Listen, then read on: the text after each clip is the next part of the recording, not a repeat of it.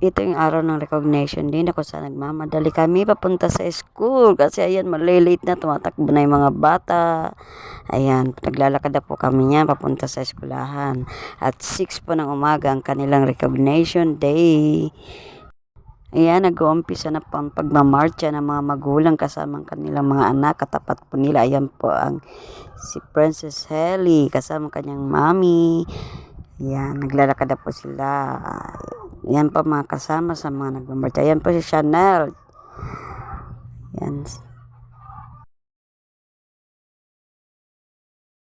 Si Mean, ayan o. Tsaka yung kanyang mama.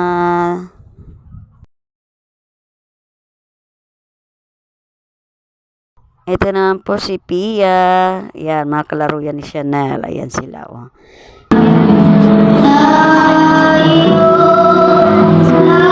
Award.